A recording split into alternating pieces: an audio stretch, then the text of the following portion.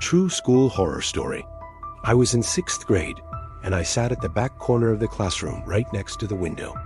There were 3 windows in total, and each one had a ledge that you could open it from the outside. The school was quite old, so some of the window ledges were loose. One day during class, I heard what sounded like screams in the hallway. I assumed that it was just some kids being loud as usual. However, when I looked out the window to see what was going on, I saw 2 figures running down the hallway. These weren't normal figures. They were way too thin, and they didn't seem human. I tried to describe them, but it would take me a lifetime. It was like they were made of shadows with long, slender fingers and eyes that glowed a bright red in the dim hallway lights. They kept running and eventually disappeared around the corner. When I turned back to face my class, all the other students were staring at me with the same shocked expression.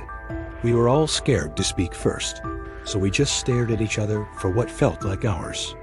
Then the bell rang, signaling the end of class. As soon as the door opened, everyone ran to leave, but I froze in fear when I saw one of the figures standing in the doorway. It was the exact same as the ones I saw outside. It took a step towards me, and I screamed at the top of my lungs before running away. This happened multiple times over the next few weeks. I would see them running in the shadows, and occasionally they would try to come inside the classroom. I told my parents about it, but they just laughed and said that it was probably just some new street performers that were in town. However, I knew deep down that it wasn't true. The scariest part was that they never seemed to notice me. I saw them as a threat, so I never approached them. But one day I gathered up all my courage and walked up to one of the figures. It was sitting on a park bench, and it looked up at me with those glowing red eyes.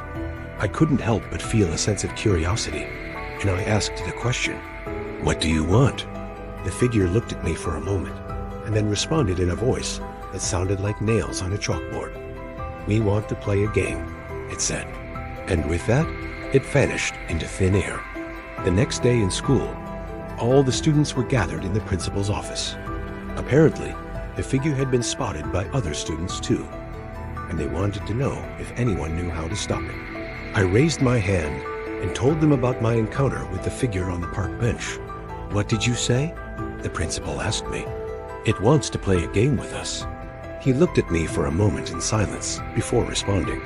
"Well, then let's play a game," he said with a sinister smile. "That's all for today. Subscribe for more."